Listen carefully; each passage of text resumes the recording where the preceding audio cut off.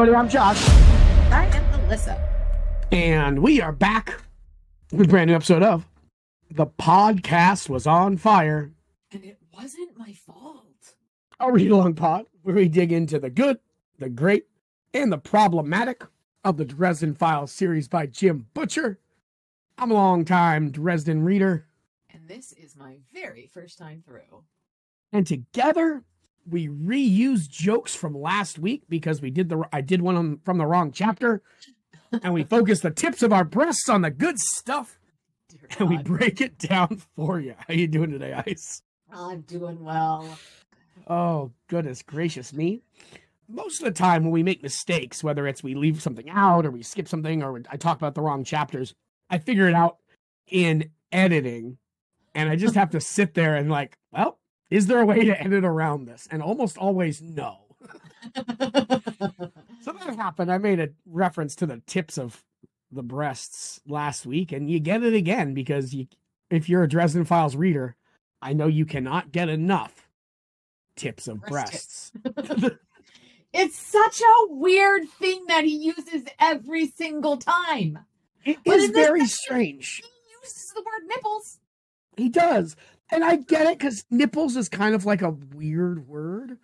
You know, it's like, it's like, it like is toes the line between like sexy and like, biology and like childish and just like the reality, but also like, nipples are weird. And so I get like, as a writer, I'm not a writer, but like, when I write letters or like whatever I do, I like will try to like change up the words you use, And so I understand where tips of breasts came from, but like he uses it all the time and it's really fucking weird. All the time. Like, and now I use it all the time just because it's mocking, but now it's, one of those things. Now it's become part of your you do it ironically. You do it ironically for so long, and now it's just a thing that I do. I know, that's why I have to be very careful about not ironically saying hella too much. Oh my god, you are hella in a terrible situation. It's so stupid. I hate hella. Hate it. But yeah. I'm right there with you. Goodness. But yeah, I got my ass kicked at PT today. Yeah. It's good news. I mean, not that you got your ass kicked, but you're working in it. Yeah, definitely. I was driving home and I was like, oh my god, I'm so tired. But, hey. Well, there you go. Surviving. Oh, it's the only way to do it. I have not been doing a ton of that. I've been doing a lot of... I'm back to sleeping on the couch again. It's like, no, it's comfortable enough and that like I wake up and things don't hurt, but also I can fall asleep easier. I stay asleep. And it's... Did you get those pillows? Oh yeah, I got two sets of them. Oh, nice. Because I have 2 rooms. Yeah, those pillows are amazing. Neither of them have made it into either room. They're both... One's still in the box and one is on the couch. Nice. But the thing is that then I end up, I'm up, watch some TV. And then you're not. So it's a weird way to be. It was a holiday weekend.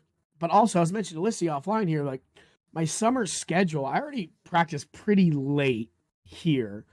When I was my last couple gigs, we'd be done at 9. That's pretty standard water polo. Sometimes you go earlier, sometimes, but like 9 o'clock is usually when most pools are kind of like, all right, guys, get the fuck out of here.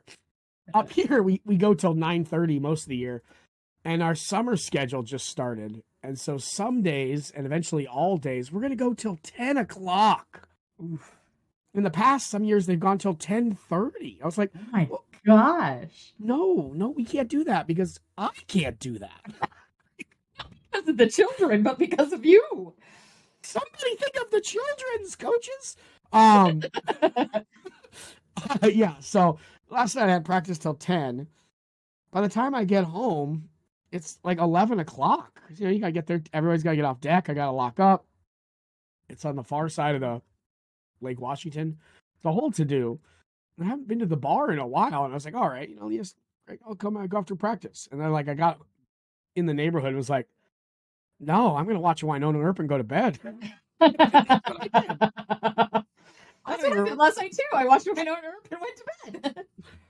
So one of those we haven't referenced a whole lot on this show, but Wynona Earp was is it Sci-Fi? Sci-Fi Channel, yeah. It was in the dying throes of the Sci-Fi Network. It's a Canadian production, and it's incredible. Highly recommend. It really is. You have to get through the first couple episodes. The first couple episodes are a little rough. Well, they're like every show, they're kind of finding their footing, but by the end of the first season, you're just like, well, shit.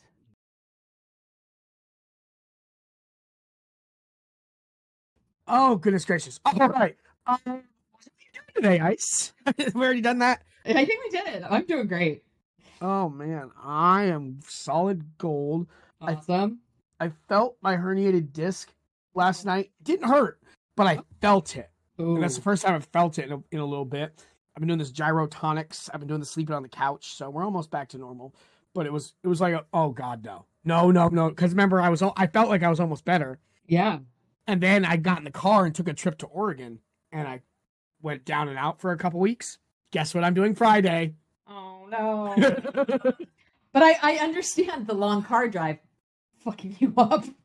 Yeah, hopefully my lungs don't fill with fucking blood clots. Jesus Christ. Well, and my thing too, I had my follow-up with a primary yesterday, and I was like, so, if perchance I'm going to make that long drive again, is there anything I should do differently? He's like, compression socks. I said, okay. So I ordered some really cute black with flowers on them compression socks from Amazon. It can't be that much cheaper than flying. It costs about $350 to fly, and it takes me a tank and a half of gas, which is like $70 each way, so $140. But it's also like, I want to have my car. There's the RAV4 though. You don't need a car. But also like having to have somebody go all the way down to San Diego 90% of the time during rush hour. Take a fucking trolley, or what do you call it, coaster. You can't do that. How do you get there from the airport though? You got to take an Uber to the trolley to the train station, but I didn't even think about that.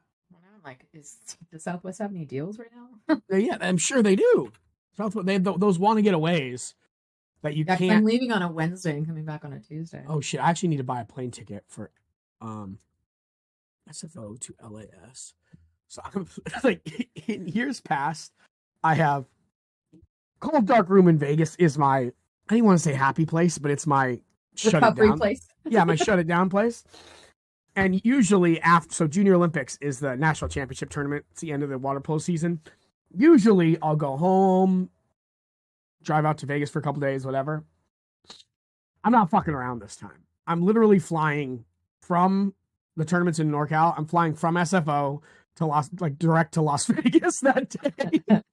When is the tournament? 20th, 21st, 22nd, 23rd, I believe.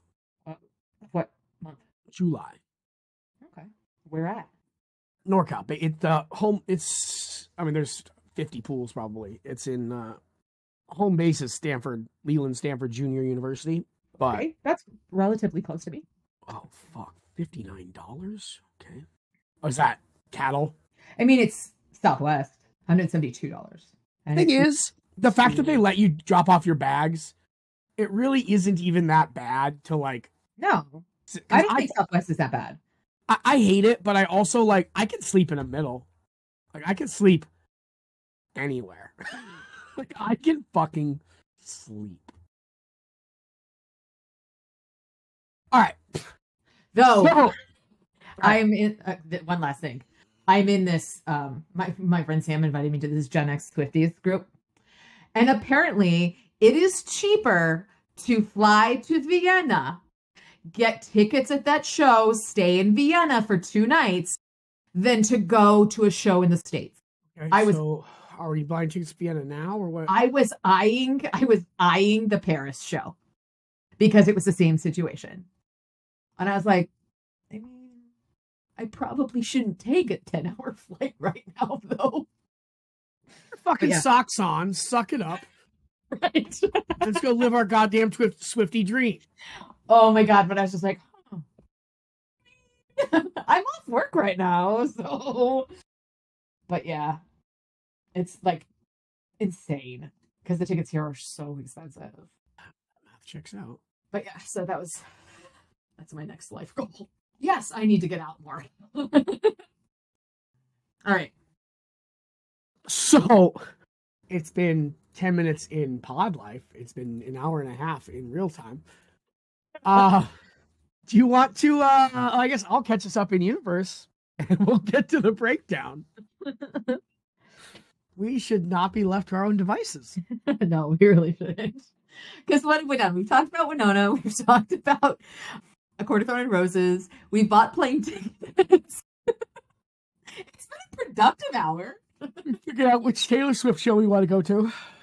Exactly. It has been more than an hour. And we haven't gotten to the fucking intro.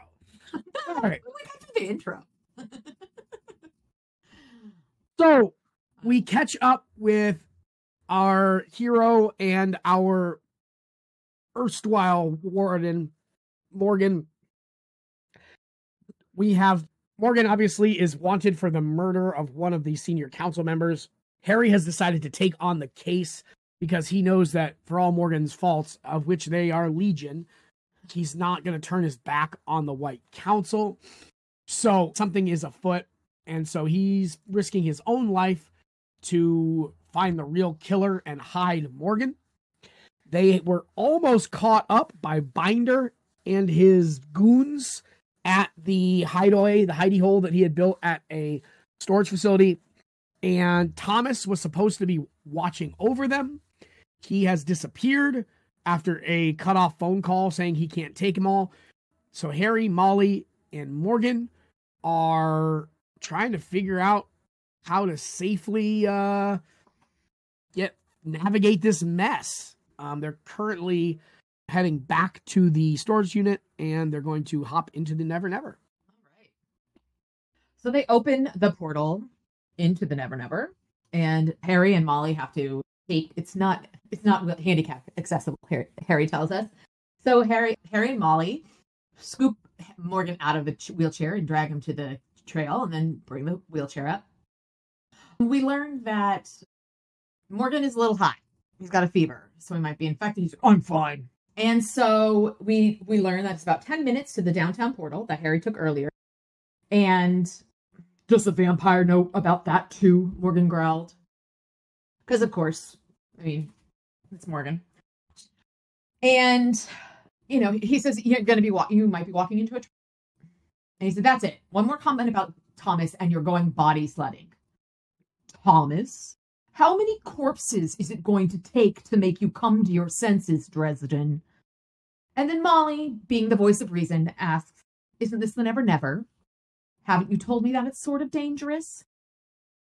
I mean, you know, isn't it sort of dumb to be standing here arguing in loud voices, all things considered?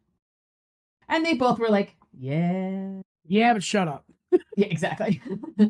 So they start discussing about how he was found. Morgan says that the vampire would be the best explanation. And Harry tells him that he has information that Morgan does not know. Suppose it isn't him. How did they do it? Not with magic. You certain? Yes. Your countermeasures are that good. Yes. Then Harry realizes that Morgan called in his marker from Titania. And so Morgan does say, it's no donut. But it's so good. That's why he's so certain that no one will find him. But we know that those markers also are a tracking beacon. So Harry takes it and pitches it into the wood. And he lets Morgan know why. Morgan says he must be getting senile because he never considered it. The thought never entered his mind. He is still protected, but the leaf isn't. And so all she needs to do is let somebody know, hey, look for the spell in the oak leaf. And so Molly surmises that Binder could have been following oak leaf. But Binder didn't find them. He knew they were in the storage park, but if it was tracking magic, it should have led them directly to them. And if Thomas had told Binder, he would have told Binder about them. He would have told them exactly which unit to go to. Morgan started to reply, then frowned and shut his mouth. And that's pretty brilliant of Molly to realize. And they kind of surmise that perhaps it's a person on the ground. He said it's possible, but not likely, Harry does. because if they're good enough, obviously like the Skinwalker. And so they say that Harry says they're going to go back to his place. And Molly, in her infamous sarcasm, where the bad guys will see us and send someone else to kill us. No wonder I'm the apprentice, because I'm so ignorant that I can't see why that isn't a silly idea. Watch and learn, Grasshopper. Watch and learn. So they get some donuts because Morgan was talking about donuts, so they have to get donuts. I mean, and they head back to the homestead, and we get another example, though we didn't need any, of the power and value and resourcefulness of the little folk. The head of the Pizza Lord's Guard, Toot Minimus, does some work for Harry. He tracks down their tail. They had kind of posited that they didn't have to have been sold out, and it probably makes more sense if they weren't sold out, since they couldn't find the specific unit. They just knew that they were in the storage facility. So Harry surmised that it was probably a PI. Mm-hmm. Live by the private dick, die by the private dick, as they say. And Toot has found the rapscallion. He is taking pictures from another boarding house just a couple homes away. Toot figures it out, and then he goes and disables the guy's car for him. Kind of him. I do love where he's like, hang on. Where Toot asks, "Shall I slay him for you, my lord?" Oh, I just love him. I don't know if things have escalated to that level just yet. So amazing. Oh, Toot is great. Basically, every interaction with Toot throughout this series is just spectacular. Yeah. So Harry goes out to sort of intimidate. He just stands there and kind of points in front of him. And the guy who we find out in a moment is Vince. Basically runs to his car and tries to get out of there, and he can't open the door, can't start the car. Toot's basically done a number on it, which is great. And Harry helps him fix the starter, at least, but all four tires are also have been let loose of all their air. And so they hop in the car and have a chat in the AC. And it turns out he's a former cop, and he's heard of Harry Dresden. He didn't really know who he was following, I guess. That part's kind of strange, but he's told follow this guy, and he did. But he name drops Nick Christian at Ragged Angel. Those are words that we've only heard in Restoration of Faith. And that was Harry's kind of mentor in the private investigation game. And it's cool that you're right, Harry's got all this notoriety in the supernatural world. And I just think it's kind of cool that he's recognized for his work at a mundane PI firm, right? I think that's kind of cool. But we also, like, the thing about that, though, is we also know how important that work was for him to get to the point where he's at. Absolutely. And that makes it an even better deep album cut there in Harry's life. And it kind of tells us something about Graver himself, Vince Graver, right? That he cares about that. And, you don't know a ton about what Ragged Angel's about, but on a reread, it's also even more impressive because of the type of investigations that they do. It just says a lot about Vince Graver, that's kind of what matters to him.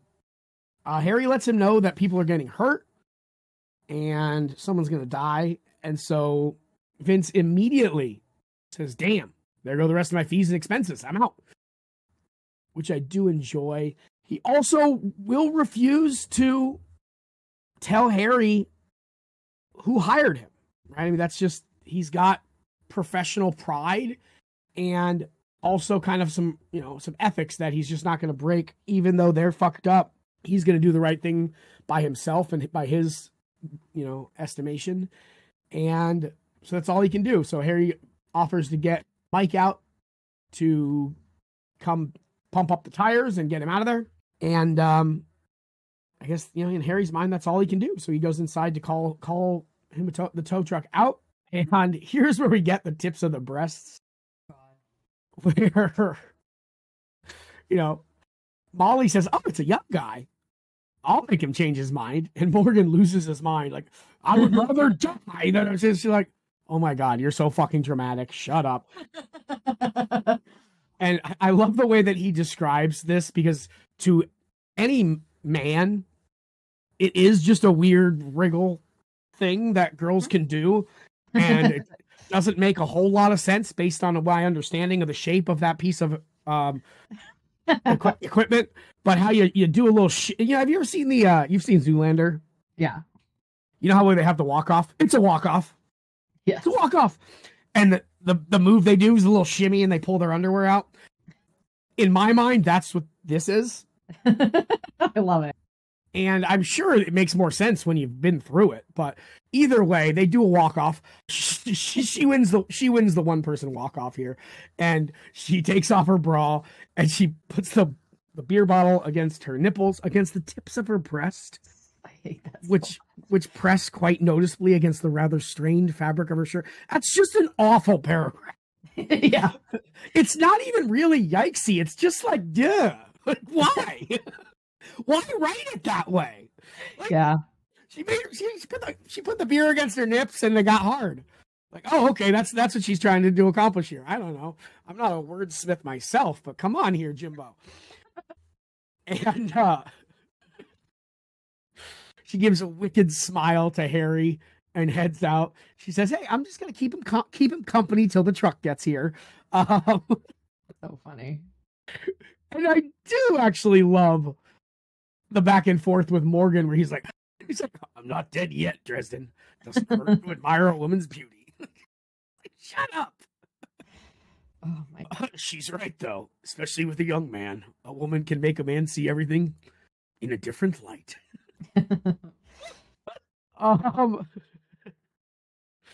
Wrong. Just wrong.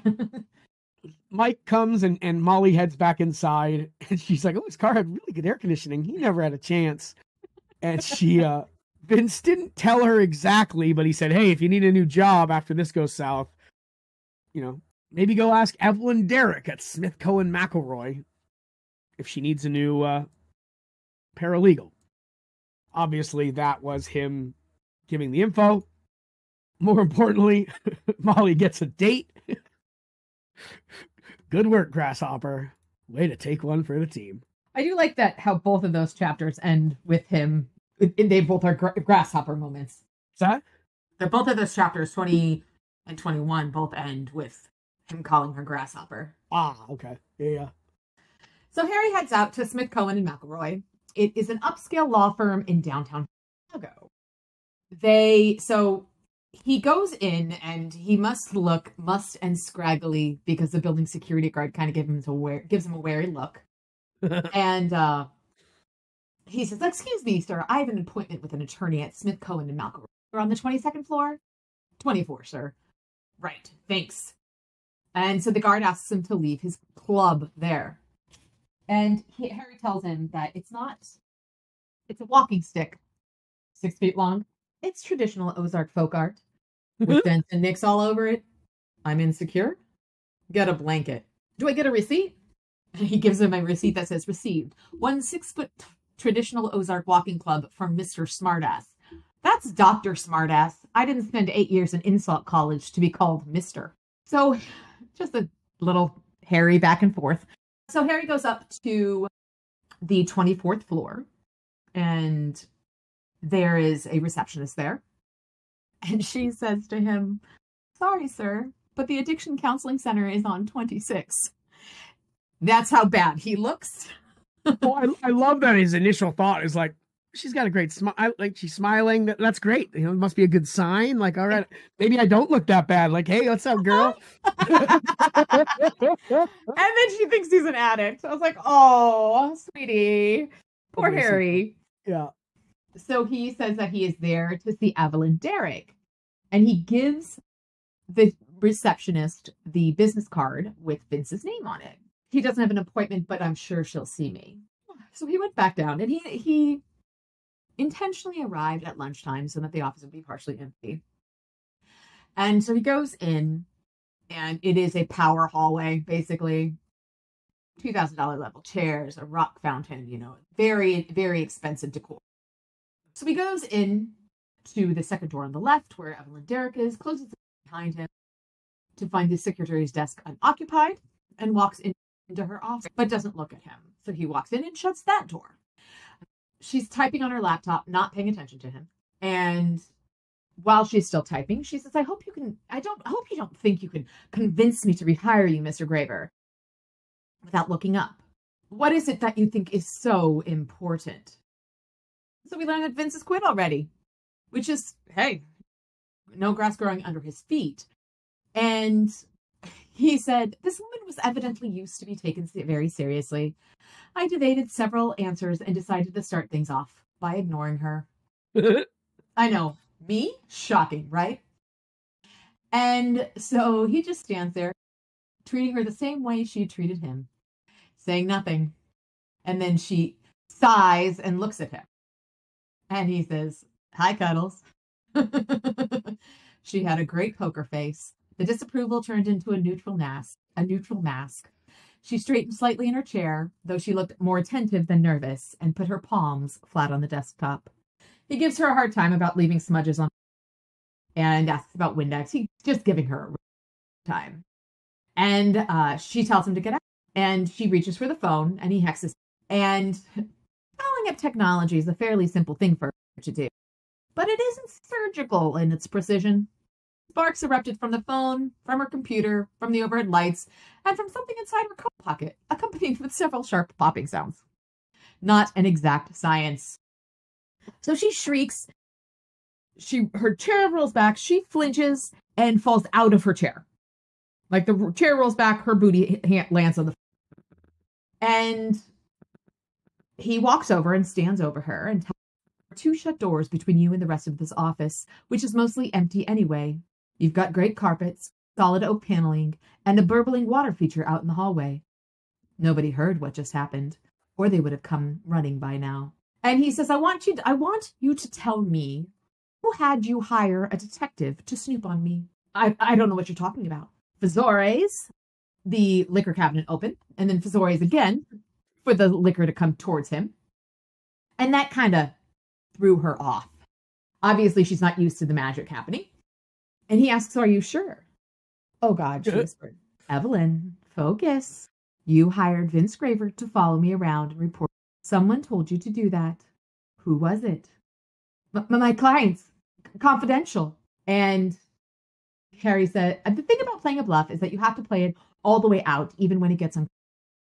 He knows she's not going to hurt her, but she doesn't know that. And he said, I really didn't want this to get ugly. And he brings up his left hand, which we know is burned.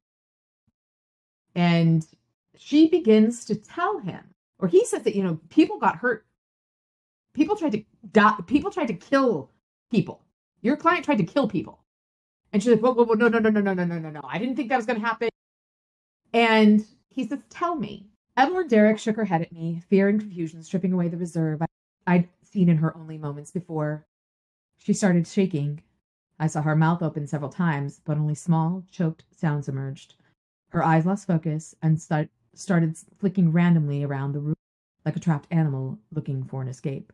So Harry figures out that she is under a compulsion not to tell him. And he decides to soul gaze her. And he goes into the description of what a soul gaze is.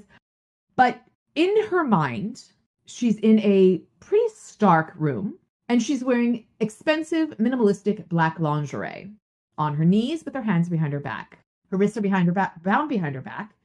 And out of the corner of his eye, he sees movement. Nothing more than a flash of pale skin and a gleam of silver eyes. And we know who silver eyes belong to. And so he pulls out of the soul gaze, and she's looking a little disconcerted. As we know, soul gazes go 2 ways, and Harry's soul is probably a little bit more than Miss Evelyn Derrick has ever seen. She asks who he is. He tells her. She ran from you. What is happening to me? Which is a reasonable question in my mind. And we learn a little bit about how there's gray areas in the sets of mind magic. There wasn't much he could do for Evelyn, but he does give her a little bit of peace from that psychic trauma she had suffered. He's daughter miss Evelyn, daughter. And she basically passes out. Hopefully when she wakes up, she will just think it's a bad dream. He leaves. He's a bit pissed off at this point because somebody fucked with somebody's brain. Somebody sent somebody to kill him. This whole mess. And as he's walking out, he sends out some will, has his staff leap from against the wall. The guard fell out of his chair, and I left without looking back.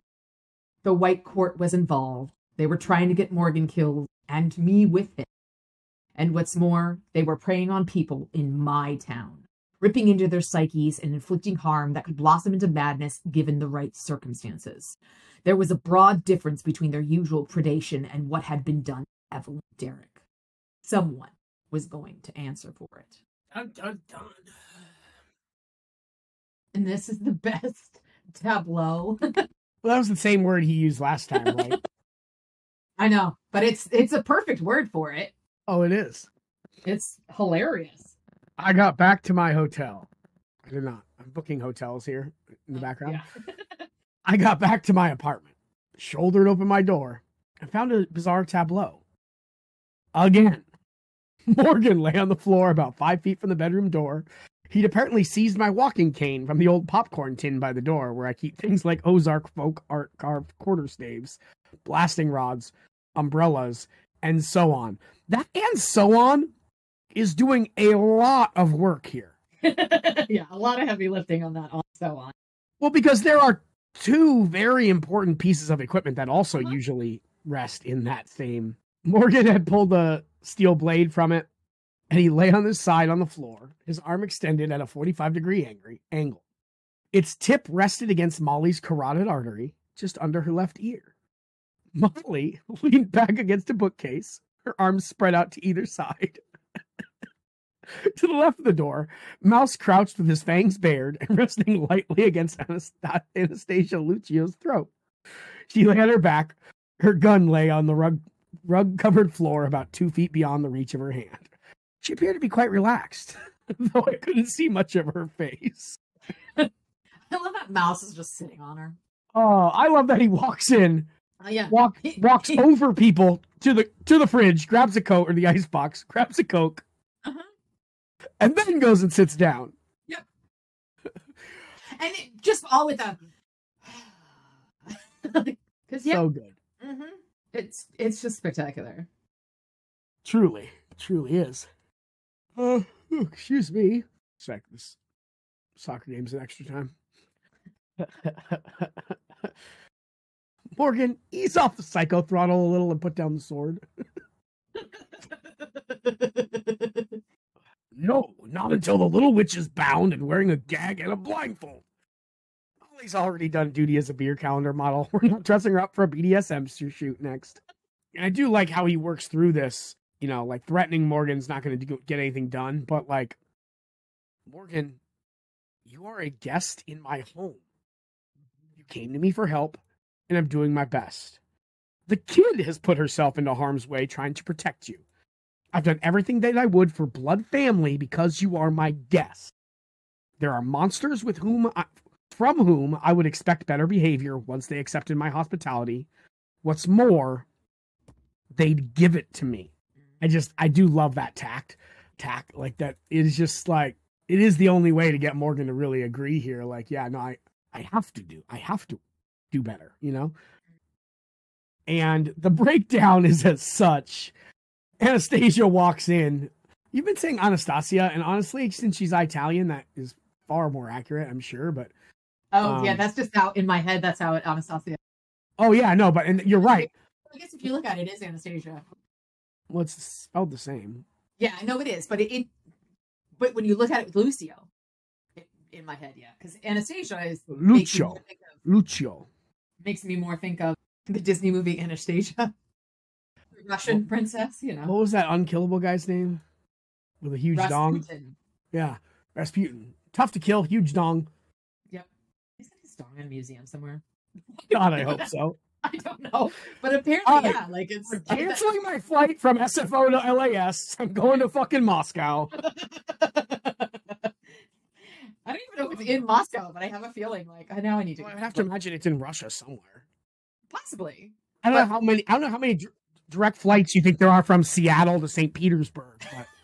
But, but no, the sacking of.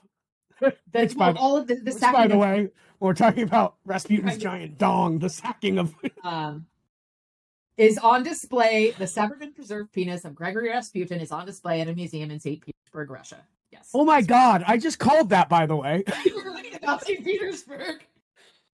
This is why people listen. But there's pictures of it. Dear God, it doesn't do it justice. I'm sure. You're right. Like the amber room is still missing from the Palace of St. Petersburg. They've never been able to figure out where the amber room went. I don't know what that means. It was an entire handling and everything made of amber. If you want to go down. Yeah. Okay. Sorry. I had to. Our rabbit holes are really very specific and strange. Apparently, I know that we're preserved body parts. Often involve giant Russian dongs. No. Preserved. Okay. Moving on. Anastasia. I actually want to see if there's any flights from Seattle to St. Petersburg. From my lips to God's ears.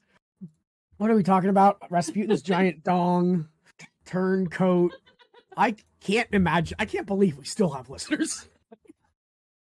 Or did until this episode. There's people that have the same kind of like ADHD brain patterns that we do. Listen, no one.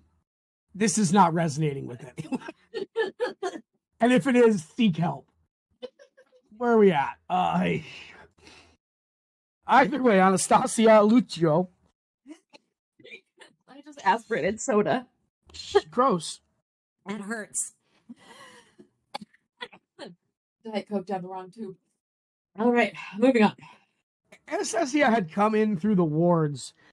Obviously, she's Harry's special lady. And so she had a key. She knew how to get through the wards up and down. And she showed up and she saw Molly and Morgan. And so Molly blinds Anastasia and proceeds to hit her like a girl. I love that Lucio says you hit like a girl. For goodness sake, child, have you had no combat training at all? There's been a lot of material to cover. I growled. Blinded you? Not permanently. I just kind of veiled everything that wasn't her. Not necessarily complicated way to go about it. For you, maybe. Besides, who was on the ground getting pounded? Yes, you're 40 pounds heavier than me. Bitch, I know you did not just say that. This whole interaction is so spectacular. Sorry, I'm cackling now. Oh, goodness. Excuse me. And the fact that Mouse gets up to go, it's like, God damn it, and Mouse heads back in there to try to break him up. It is just so good top to bottom. It really is. It truly, truly is. And we start to break it down. Molly says that she saw him. She was going to go to the wardens. And Lucio's like, well yes, actually, it's kind of what I was going to do. Because she thought maybe Morgan had bewitched or convinced Molly to work with him. Again, like, there's just so many unknowns here. Like, yeah. The situation does make sense, even though it's absurd, that she came in, so Molly blinded her and started beating the shit out of her like a girl. But so then Morgan gets the blade out and tries to stop Molly, and Mouse basically holds Lucio hostage so that Morgan doesn't hurt Molly. It all makes perfect sense. It makes perfect sense. It's just, again, the hilarious tableau that we walk into. And again, like, Lucio even says, like, yeah, had to have. Like, what else am I going to do? And so now we tie up another person and risking their life in this endeavor, which, again, going back to the conversation with Listens to Wind, it is a pointless venture. Morgan's going down no matter what. And now we have, a whole army of people risking their lives to prove that he's not the actual bad guy, even though it doesn't matter if he is or isn't. Yeah. It's just a shit show. It is. And you know, when she mentions that, well, first she brings up that Harry lied to her, which is not ideal in that scenario. She kind of throws his quote back in his face. Why would Morgan flee to the home of the one wizard in the council who had the most reason to dislike him? I believe your words were, that would be crazy. You lied. You skipped over the part where Harry said, have you people ever considered docking? I did. When you have a problem? I did. Which was, I mean... I did skip over it. And, like, we talk about that all the time, where it's also just, it's a trope in a lot of storytelling where shit happens because there's no communication. I skipped over it on purpose. Oh, sorry. Oh, we're gonna revisit that quote a little bit later. Okay. But no, you're right. Like, and then 4-footed non-vocalizing company accepted. I was like, hey, what the fuck, man? Yeah. Yeah. But like, no, I love that quote. I was gonna bring it up in the quotes later. No, but it is like this isn't really, I don't think, fit the definition of false conflict because of the gravity of the situation and how quickly, like, this is realistic that's how quickly it would escalate because of definitely. You're right. No, that is something we talk about all the time. The idea of false conflict is like, it's how it looks like, you know, like the dumb sitcom trope where, and then you storm out and then like at the end of the episode, you know. They had just fucking talked about it. Yeah. Whereas like here, even just talking about it doesn't really solve it. So I don't agree that it's false conflict, but I agree. No, it's not false conflict in this, but that idea of, have you ever figured out talking about it? Oh, yeah, no, I love that you brought that up because that is exactly something I want to talk about, you know, later, because it is like a huge problem in every series, and it's a lame way to create conflict. Yeah, Butcher doesn't do it nearly as much anymore, and you know, I don't know how often he did it ever, but like it really is. He doesn't use that, and I really appreciate that. But it is still a good point that, like, if you guys would just shut up and talk to each other, like, it would still be tense, it would still be a problem, but we wouldn't be at each other's throats, literally and figuratively. Exactly, literally, yeah, exactly. And obviously, it's a problem that Harry lied to her, and you know, she thought that Morgan had recruited Harry's apprentice to assist him, and that maybe they'd done away with you, and that's, you know, kind of how she reacted right away like that. Yeah. And Morgan was like, what? And this is like, you actually feel for Morgan in this next section, which I hate.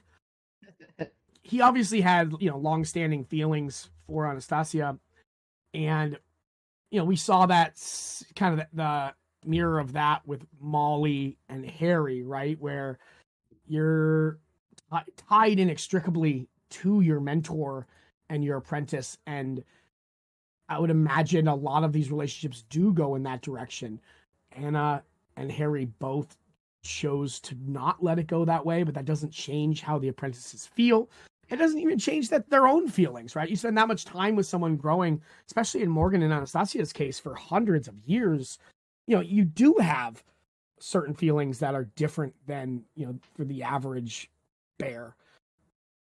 But he, you know, he thinks like, how on earth could you think that about me? You know, and she says like, I never thought you'd done it of your free will, Donald. I thought someone had gotten into your mind, held a hostage against your cooperation. Something. Who could they have held hostage? There's no one. For that very reason, and you know it. Which is heartbreaking. Yeah, totally. You knew his wards. You've been through them before. Often. You open them in under a second. You have a key to his apartment. You're involved with Dresden. Like I said, I mean, like, you feel for Morgan here. Again, like, he has no claim to Lucio, and she doesn't owe it. She owes him nothing, of course. But still, like, it's a shared experience, and, you know, you spend time with people on this rock, you know, it matters, and it changes your perceptions and your understandings. And like, yeah, we're allowed to feel empathy and sympathy for Wolverine, even though he doesn't deserve Jean Grey. You know what I mean? Yeah, like, no, 100%. Like you can feel it's still sad, you know, that they live a life that isn't, you know, in their mind complete and full. And that means nothing about Anastasia. Like, she owes Morgan nothing, but you can see that it hurts him here, and that as a human should hurt us. he's experiencing pain, right? I don't want to make it something it isn't, but that matters. And it very much humanizes Morgan also. This is the second or third time in this novel. Yeah, that you said even that exact phrase, right? Yeah. Because like that, specifically that line, like, who would they have held hostage? There's no one. Yeah, which is so sad. Like, and he does it on purpose because he has this role to play in the council that requires him to not have these ties. And it's just fucking brutal, right? It's so sad. We've had these conversations about Harry as this outsider, as this guy without any real connections. And over the past few novels, he's grown and kind of fixed that. He has real connections and real people. But like, it was really sad when Harry had experienced that for a couple decades. Like, Morgan's what, 250 years old? I'm just shooting, spitballing. Like, and he's had no one for that long. Of course he's a jaded asshole. Again, doesn't mean he should be, or it's okay that he is. Mm-hmm. But you understand a little bit. Yeah. One of the very few people he's ever cared about was Anastasia. And he kind of, they both grew old to the point where it was, wasn't really a problem. But because of the corpse taker's shenanigans, Anastasia isn't a 300-year-old, 400-year-old wizard or whatever she's supposed to be. She is that, but she's in a body of like a 20-something with all the perks and with all the privileges and restrictions that come with it. Yes. It's like when a goalkeeper's out of their area. they lose their privileges and they have, they have certain restrictions. It's problematic and it makes it hard. And the worst thing is that we're starting to feel bad for Morgan, which I hate.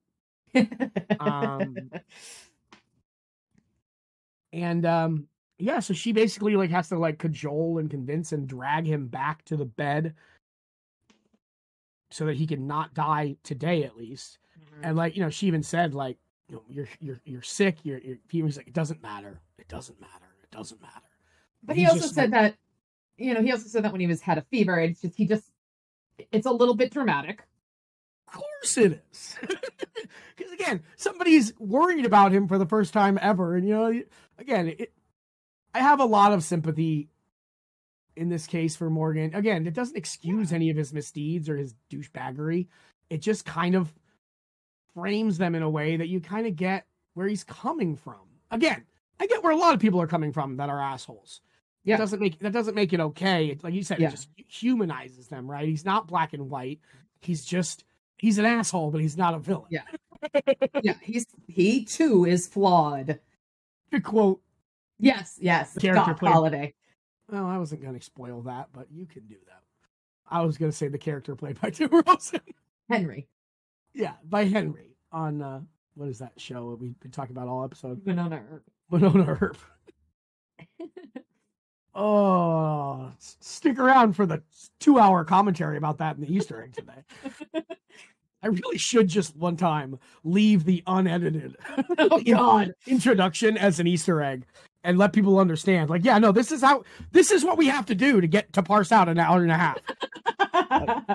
This is how much They're like, how much editing could it really be, Josh? These things are 2 hours fucking long.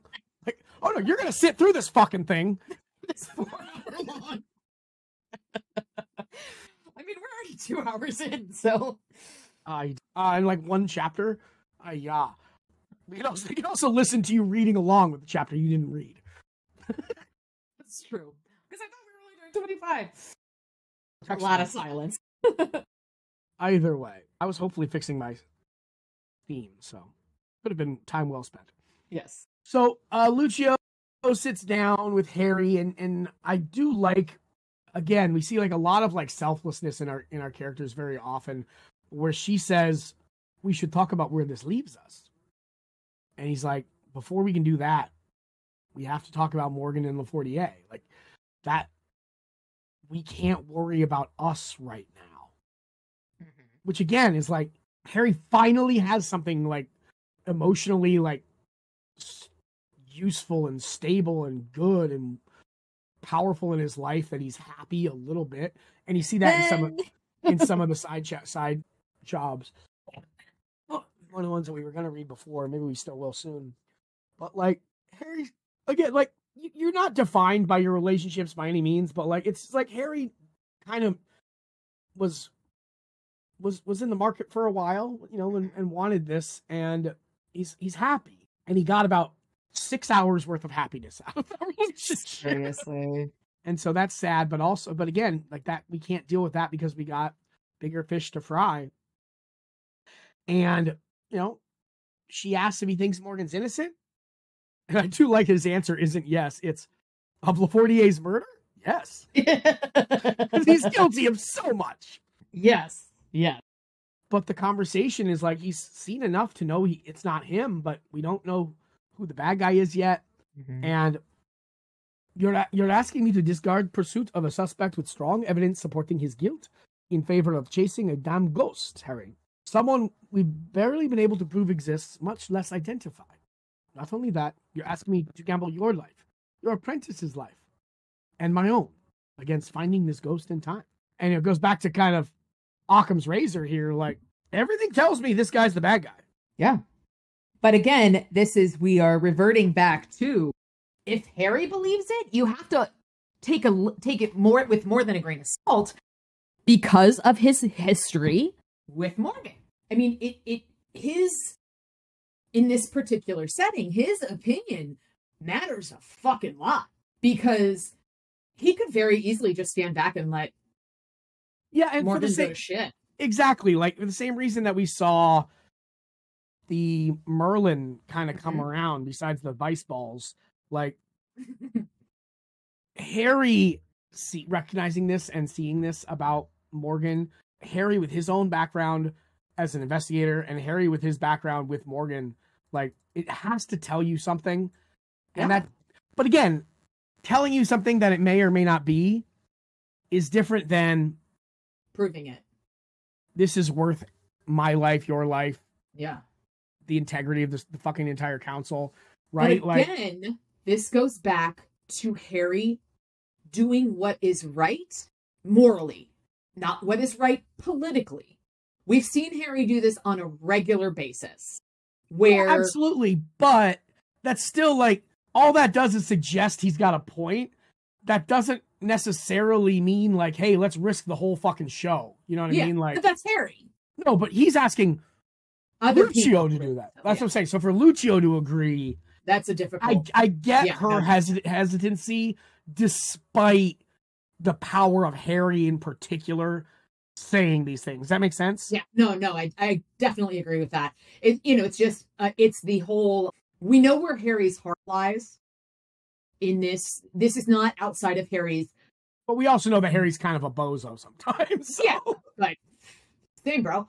But like, it's a matter of, we know Harry seeks the truth, and it's not always easy. That's kind of what it boils down to, is that it's Harry seeks the truth, and in this matter, he's not just going to. He, like he said, he could just stand back and let go.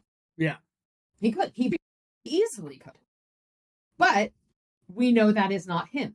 We know very well that this is not how he operates. Oof.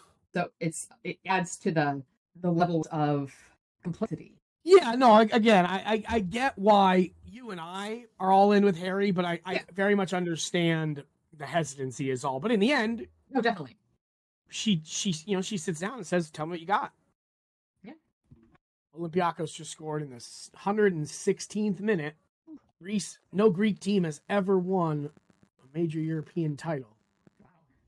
That's crazy. It's the third tier. But still. It's the third best one, but they'll be the first Greek team to ever do it. No big deal.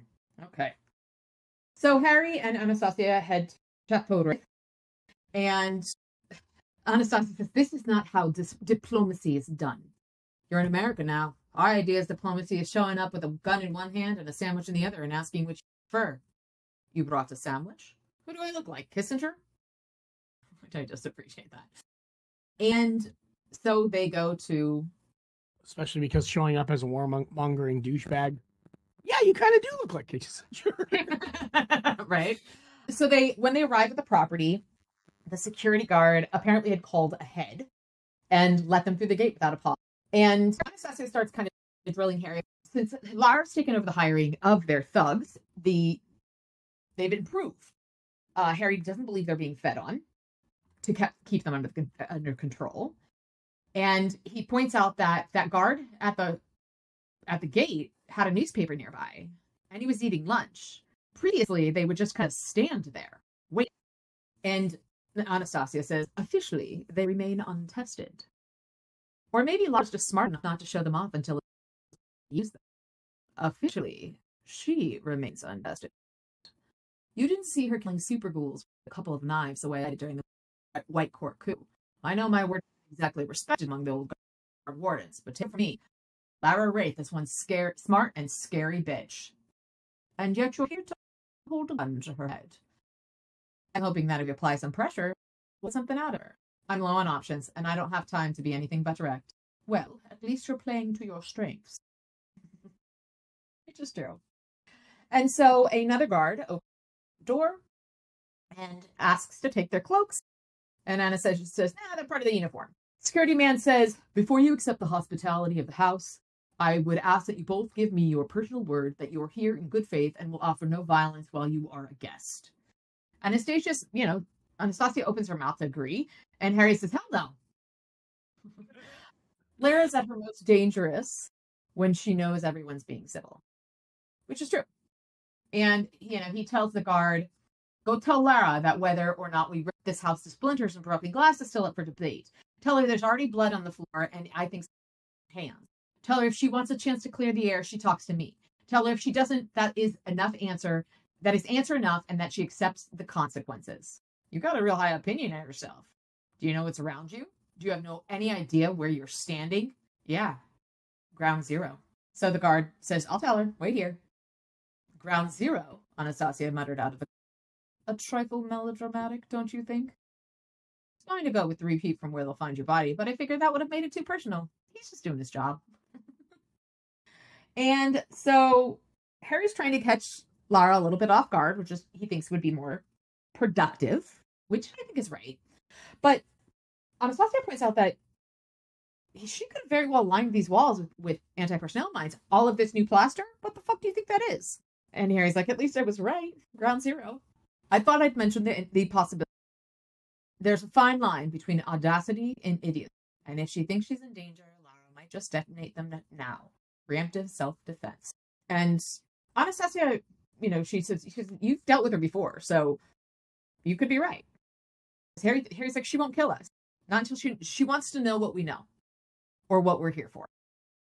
And so guard comes back, leads them back to a office, the corporate aspect of the house. And Lara's just sitting there and welcomes them in, asks them to be seated. Neither of them sit, of course. And so Harry calls Lara out for hiring a private eye to tail him. And every time he turns around, something nasty's there. Lawyer. I took a look at her head and found the marks of the White Court, including a compulsion not to reveal who she was working for. And you think it was my doing? In these parts? Why not? I'm hardly the only member of the court in the division. And while I'm flattered that you think so highly of the others of my kind do not love me so well to consult with every action they take. But they wouldn't engage the White Council in this sort of business without your approval. Such a thing would be seen as a challenge to the authority of the King. And then Lara heads down this little rabbit hole, having seen Captain dance in Naples a couple 100 years ago. She said she was exquisitely gifted. And Anastasia says that's hardly germane to the subject at hand. It could be. You and I attended the same party after your... I know the sort of appetites you indulged in back then. Perhaps you'd care to revisit. And she was playing with her White Court, succubus, incubus, whatever energy. I'm too old to be amused by such antics, Miss Wraith. Just as I'm too intelligent that you know something that's been happening in Chicago. We know your work. And Harry says that they know that she's working with somebody inside the council. And he wants to know who it is, and he wants her to release Thomas. And she's, Thomas? And he tells her again, Thomas warned me about the hitman. He disappeared before he could get involved, and he's not answering his phone, and no one sees. Is that all you have, Dresden? A fading psychic impression that one of my kind, lawyer, and the apparent disappearance of my little brother? Is that the basis of reasoning that brought you here? At the moment, by the time we finish tracing the money back to its, we'll know for certain that you're. And after that, there won't be going back. You won't find any, because nothing of the sort is. And Harry talks about how we know that the White Corp, and Harry's like, you don't expect me to believe you're not involved, right? Come on. But she says she swears she's not involved in any of the White Council. Contrary to your own perceptions, the world is a great deal larger than the White Council of Wizards. You aren't a vital body. You're a sad little collection of self-deluded has-beens whose self-righteous prattle has always taken second place to its hypocritical practice.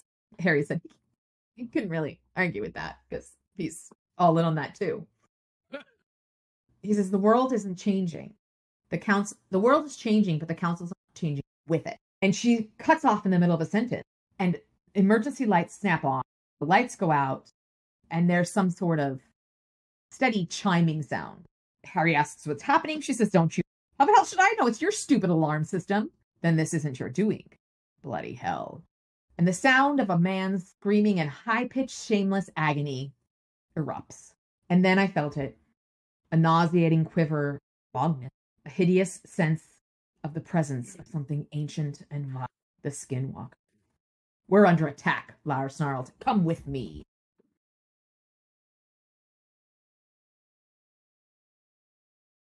Justine comes into the room and does a security check.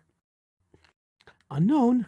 The alarm went off and she called her security guy, but radio's cut out. And Harry fills him in like, hey, like, nope, all your shit's gone. You've been hexed. It's a Skinwalker. And Anastasia feels bad guy energy as well. And I love that Lara's like, what can it do? Everything I can do, only better. And it's a shapeshifter. Very fast, very strong. Can it be killed? Yeah, but it's probably smarter to run. And, obviously she doesn't want to leave her house like that. We find there's 4 vampires at the home right now, including Lara. There's Lara, 2 of her sisters, and her cousin Madeline. Oh, we met her earlier. And they propose a temporary alliance to deal with this invader.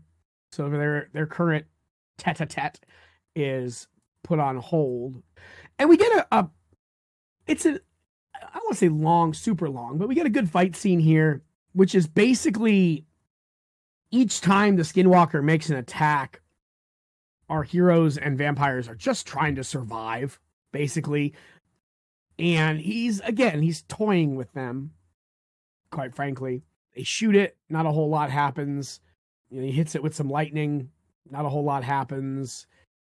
Does he do the ring thing here? Again, there's just like basically nothing they can do. Slows it down. And it comes through, they shoot it a bit and kind of chase it off, and it comes back. And he comes back. It blasts through Anastasia, breaks her collarbone, which is a very ouchy bone to break. And it comes up through the floor, and Harry falls 2 stories amidst a ton of debris. Barely survives, trying to collapse and crush this guy. And the line that I love. The rubble shifts and there's a growl. In a panic, he tries to flee. But quicker than you could say the late Harry Dresden, its long clawed fingers closed with terrible strength on my throat and shut off my air. I really didn't give a whole lot of expo or information there, but there really wasn't much. It was just chaos and a bunch, really think of like a Jason Bourne fight, quick cuts, where you can't really tell what's going on, just chaos and brutality. And I just love the end there. The quicker than you could say the late Harry Dresden. Oh, Pretty spectacular. Okay, so Harry is being choked. And does that feel good? here's something a lot of people don't know. Being choked unconscious hurts. And he just talks about the crushed pain on your neck, blood being trapped in your brain. And he says a properly applied choke will take feisty. It's not actually accurate. It usually takes longer than that for them to die. But going unconscious it takes more than 4 or 5 seconds from a physical manner of speaking. Pathological, I guess you could say. Physiology? I guess maybe. I don't know. Of course, if the choker wants to make the victim hurt more, they can be sloppy about the choke and make it take longer. I'll let you guess which the skinwalker preferred. He says he struggled, but he might as well just not. This thing is ridiculous. The pile of rubble shifted and surged, and then the skinwalker sat up out of the wreckage, sloughing it off as easily as an Arctic wolf emerging from bed beneath the snow. The skinwalker's nightmarishly long. So as it began moving down the hallway, I was able to get my hand at least part of the time, preventing my neck from snapping under the strain, supporting my heart. The skinwalker let out a chuckling growl and casually slammed my head against. Dear God. And then Harry said he felt himself falling through the air and legs. The security guards come running down the hall, machine gun pointed at him, and the skinwalker is flinging side to side to avoid them. Again, it's more chaos. At that point, the security guard ran. Now, someone called as the skinwalker reached the intersection of the 2 hallways, and a sudden howl of thunder filled the hallways with noise and light. Bullets ripped into the floor, the wall, and coming from some point out of sight around, filling the air with splinters of shattered hardwood. The skinwalker let out a deafening caterwaul of pain and boundless fury. The gunfire reached a thunderous, frantic crescendo. Then men began to scream. Harry's trying to get up to his feet, and somebody hits up the hallway on tumble dry. And he used the wall and got to his knees. And then he hears a sound behind him. 3 vampires, Lara and her 2 sisters, coming down the hall. One of them is naked. She wore nothing but weapons and body piercings, which gleamed on one eyebrow, one nostril, her lower lip, and her nipple. You can use the word nipples there, but not when you're talking to anybody else. Come on. And the other one had a man's shirt with a single button closed, and Harry's like, it was the middle of the night for vampires, I guess. I did like that, right. For vampire time, makes sense. So without a visible signal, they all start crawling down. And Lara tells him to stay down. No problem, I thought. Down is easy. And then the screaming stopped, and the security guy comes around the corner, blood matting his hair and covering half his face. There's a long tear through his jacket. His left arm hangs, gripping the handle of the weapon. He tells Lara, we hit it with everything. Didn't even slow it down. They're dead. They're all dead. Get behind me. Defend the wizard. Oh, yeah. Okay. And then Harry realizes nobody's lucky. And he calls out Lara's name. And she'd begun moving instantly when she heard his warning. And he missed knocking her head off by a fraction of an inch. And more insanity and fighting. The skinwalker's claws at one of Lara's thighs. And it's just massive and awful. It breaks her arm, her forearm, and then she heals it in front of Harry's eyes. He said, in 10 seconds, I couldn't even tell she'd been. She turned those empty white eyes to me and stared at me with an expression of naked hunger, a focused naked hunger.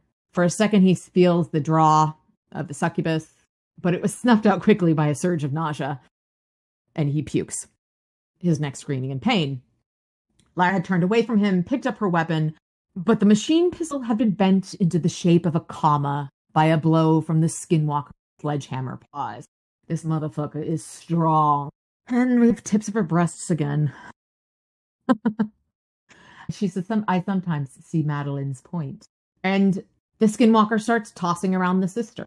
He's dragging one of them as he walks to Lara, munching on her fingers. And she asks, Did you need a break before we continue? Break? I'm going to kill you, little phage. Even here at the center of your power, not stop me. Your warriors lay slain, your fellow phages are fallen. Even the foolish pretenders to power visiting your house could not stop me. Harry stands up and uses his kinetic energy rings to blast this motherfucker, and he deflects it all into Lara. Break, little phage, break, he says to her. Her white eyes were fixed on the skinwalker, her lips twisted into a defiant snarl. I love that she's under a pile of rubble, thrown against a wall, and she's still defiant. Mm-mm. And Harry says, okay, let's have it. Have what, pretender? Aren't you here? You aren't here to kill us. You could have done it by now. Oh, so true. And you don't have to gloat about it, prick. You must want to talk, so why don't you just say what you came to say? And the skinwalker asks for a trade and tosses Thomas's necklace to Harry. Trade. Thomas of Wraith for the doomed warrior. Suppose I tell you to fuck off. I will no longer be in a playful mood. I will come for you. I will kill you. I will kill your blood, your friend, your beast. I will kill the flowers in your home, the tree. I will visit such death upon whatever is yours that your very name will be remembered only in curses and tales of terror. I believed the creature. No, thank you. And then he changes his focus to Lara. To encourage you, the wizard does not obey. I will unmake you as well. I will do it every bit as easily as I, and it will bring me intense pleasure to do so. Do you understand me, little phage? You and that rotting bag of self too. I understand. And he says if Morgan is not to him by sundown tomorrow, he'll begin his. Harry says it might take more time than that. And he says, for your sake, I hope it doesn't. You may reach me through his speaking devices. Then it leapt lightly up through one of the holes in the ceiling and was gone. I slumped against the wall, almost falling. Thomas, I whispered. That nightmare had my... Well, damn.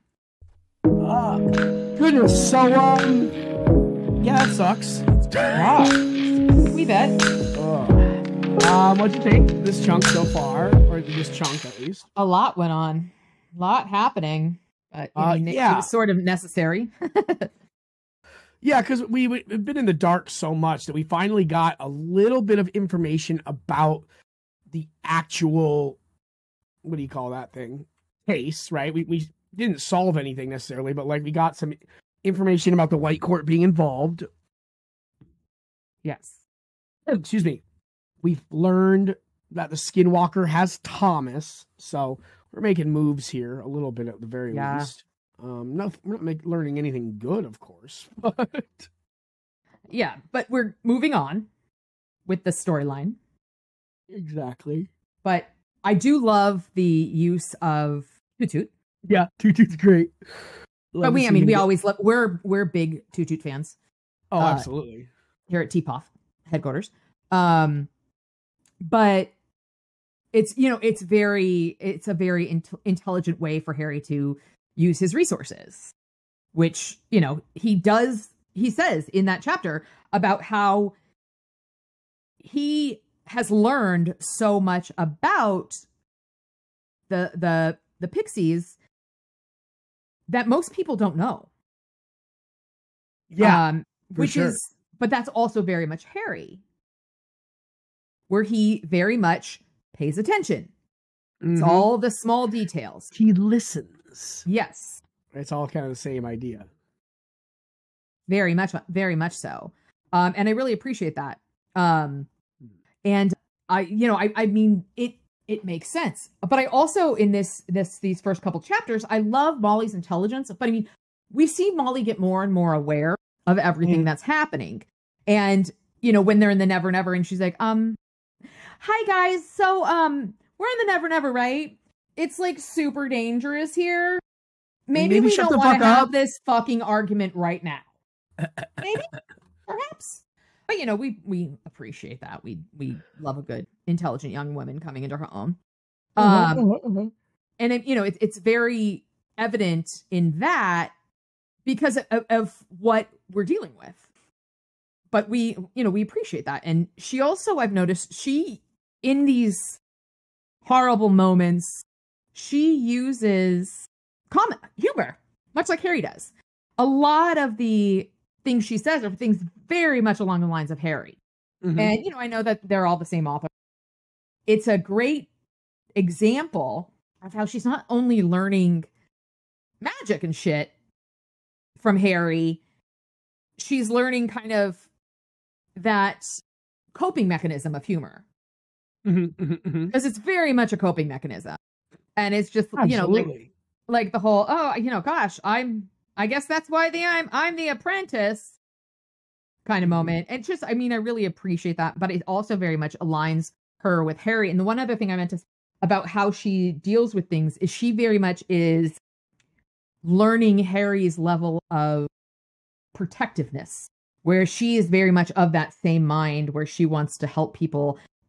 And it's a parallel build. Really, I really like her character development in this book so far. And we both talked about how much we loved Tableau. So good. And the interaction with the lawyer is very interesting. It's Harry. He's used his intimidation in other places, and so it's just another example of that. But I also appreciate how he does, well, damn kind of moment, because she's obviously can't tell him. And again, he uses the idea of a soul gaze, which is a tool. I think it's more of a tool than a skill, almost. Everyone wizard can do has it, yeah. And it's very much, I appreciate that. And it's very much Harry using the skills at his disposal to gain information and not hurt her, which is key. Yeah, he mentions, like, I don't know if it's that chapter or where he says, like, I knew I wasn't going to hurt her, but... Yeah, it was that chapter, yeah. Yeah, exactly, right? Like, they don't know that, and that's the only way that the bluff is going to work. Because Harry's very much not one of those types where he's not going to hurt anybody if he can avoid it. He feels so much guilt for the people that he's had to hurt, in the process of saving the world. So it's a complexity. The other thing I wanted to mention was when Lucio, Anastasia, refers to the mole as a ghost in time.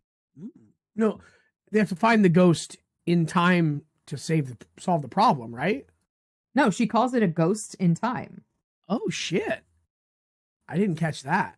Which we have discussed that perhaps... Hang on, where was that? I'm going to find that. Okay. Sorry, go ahead. And it was just, we have discussed that perhaps the... No, we have to find this. We have to find this ghost in... No. We're chasing a damn ghost. And, like, we have to find this ghost in time to save everyone. I don't think I don't think it's like... See, because I took it as a ghost in time. Okay. Yeah, you can certainly read it either way. Yeah. I definitely didn't take it that way, but that's an interesting reading for sure. And just because, one of the rules of magic is you can't go against the rivers of time. Yeah. And in this is such a total and complete... Because I just took it as not finding this ghost like in temporal time, but like finding this ghost in time. Because it is a ghost. We don't know where they're striking, how they're striking, or anything like that. But because we have mentioned that it could be someone manipulating the rivers of time. Okay. Because we've commented on that on multiple occasions. That's just kind of where I went with it. That was what I wrote in my notes, like ghost in time, ? Which it could be this ghost in time to save everybody. But just kind of how that sentence ended was how it kind of piqued my notice. Okay.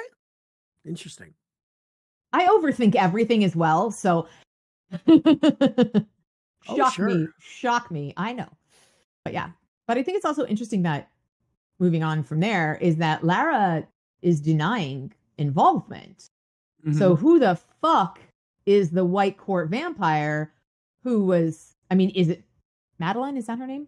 Madeline is one of the people involved. You know, in the novel. What's his face's sister? Madrigal, yeah. Magical sister is Madeline? Okay. I don't always get names right. And, you know, is it her? Is she out to get Harry for a completely unrelated thing? But it feels like it's related. It doesn't feel like it's an unrelated situation, in my mind, at least. And then, you know, the Skinwalker following them to the Wraith's home. But it makes sense because he is Thomas. So that's not really a huge surprise. Poor Thomas. But there's a lot of complexities happening. A lot of complexities. But yeah, so that's where I'm at. So I think it was just we gotta find it in time. Yeah. In time to maybe stop. that's it's a little crackpotty. I know that, but no, but I like that because we're reading into what they say, what it says, you know what I mean? And we also do know that why has this traitor been so slippery? That might be a reason why they're so slippery, right? Yeah. We haven't been able to keep track of them and keep up with them. But I love, the tableau scene was great. Fantastic. The stuff at the Wraith house, I said, I mean, it took me 12 seconds to get through my chapter because it was just like so bang, bang. You know, like I said, like it was like a Jason Bourne fight scene where you can't tell what's going on. It's just quick cuts and shit. It's just mayhem. It truly is. Yeah. And we find it was mayhem because the Skinwalker wanted that. He's just fucking around. Yeah, he's having a good time. Playing with his food, enjoying the chaos. Because remember, like Morgan said, the longer he's away from his seat of power, it's like a drain. So like, they're just fucking around. Yeah. Like, I gotta be here for another couple days, so I may as well have fun with it as I'm draining my power. I guess maybe he killed a phage or two and scooped up a little bit of that reserve back, but it is interesting. But it's also interesting the similarity between him losing losing its power and Lara needing a recharge. Okay, yeah. I mean, we've seen it in this universe. Nothing comes for free, right? Even Harry has to sleep and recharge every so often. Yeah. But I appreciate that, you know, that obviousness of nothing comes for free. Yeah, I mean, it's like a truism, basically, but it is like, it's important to note for sure. And it's very important in this, that concept, that idea is very, very apparent and necessary because in that scene, those two chapters, which is that one scene, we have, you know, the idea of the Skinwalker losing power. We have Laura having to regenerate and losing power. And we have Harry talking about the power in the rings he has to build up with kinetic energy. That doing absolutely nothing. I love. What? His rings do absolutely nothing. Right? I love. But I appreciate that because he has these otherworldly, powerful things, and they don't do shit. That's a huge thing because that's a very easy way to get out of the predicament in this story. Is just oh look, Harry's got these amazing rings he's made. Poof, we win. But there you go, good guys, go Team Dresden. Exactly. But this very much doesn't allow that, and I do appreciate that. Yeah, I mean, part of a long series is you got to continue to up the stakes. Oh, yeah. And sometimes that can get exhausting for the audience, myself included. At least, I mean, maybe myself only. But like sometimes it's like, like the Skinwalker is like, it's tough to read because it's so powerful and so far beyond, right? Or at least we haven't figured out how to bring it down to size.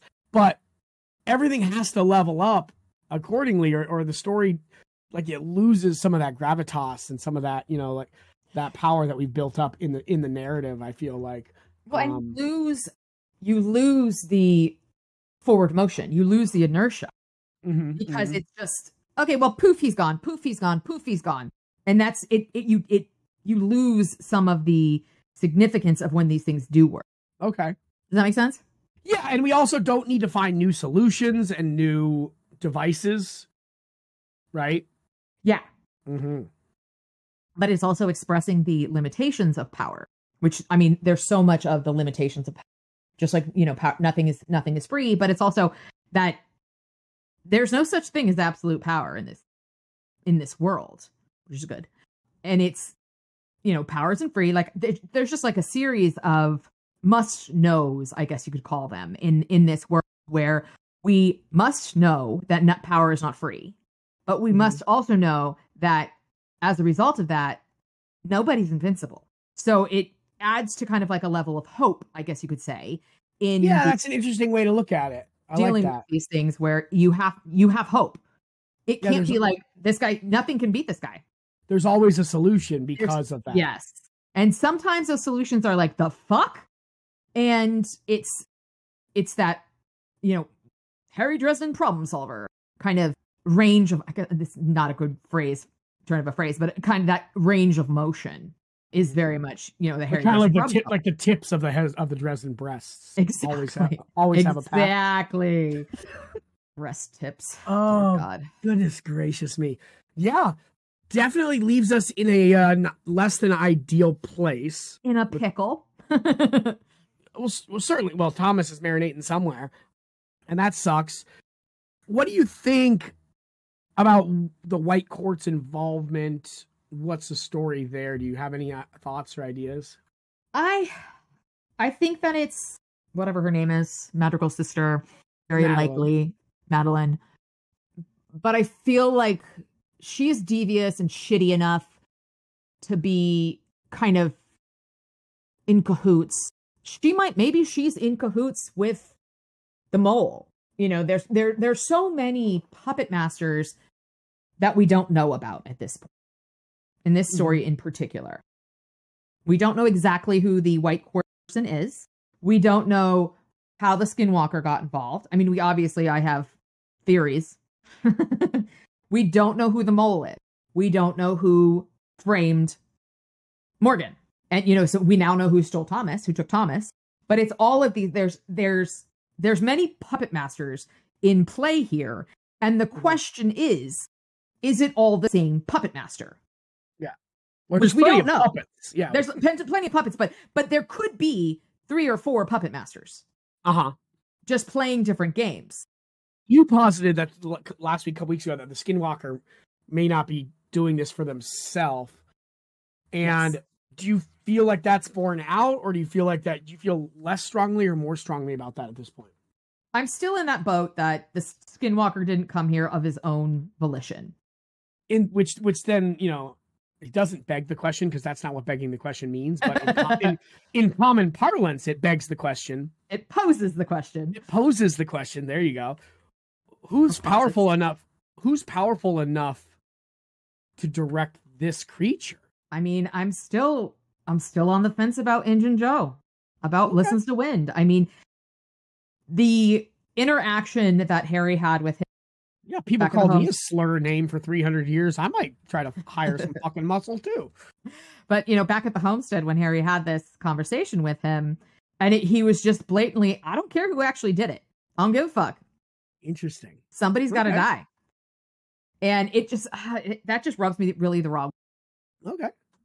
But I don't know for sure if it's him, obviously. But I do still feel like it's a possibility. It's not out of the range of possibilities. Is it likely? I don't know at this point. But I feel like it is a possibility. Because we've learned that nothing is concrete in this world. In this world with the Dresden Files. Things are constantly changing, and, I mean, one of the biggest not spoilers, but one of the biggest, like, holy fuck moments was Thomas is Harry's brother. Like, that changed course on a lot of things. So that's the sort of thing where there's so many course changes that can happen that it's just like, obviously the mole has to be somebody that is believed to be a good, because how else would he get so deep in the White Council? Yeah, remember that line about treachery from, however long ago, where it's like from treachery. Murphy. Yeah. Yeah. It's only treachery because it's people you couldn't have you never would have expected. Exactly. Right? Someone you don't trust cannot betray you. That's a good line. I'm popping them out left and right here. Girl. But, like, that's very much a truth. And, our girl Murph, she was right. Because if you do not trust someone, they cannot betray you. If you do not hold someone in regard, they cannot. I mean, it's simple rules of interpersonal relationship. And holy fuck, does it suck on so many levels. But I think that's a very strong truism. It's factual. No, no ifs, ands, or buts about it. So yeah, that's where I'm at. I overthink, and I've been in an overthinking mode lately. And when you go through the chapters 5 times in 3 days, you get that. Well, 6 of them anyway. Well, yeah, exactly. I even have it written down on my little notepad. Handwriting is atrocious.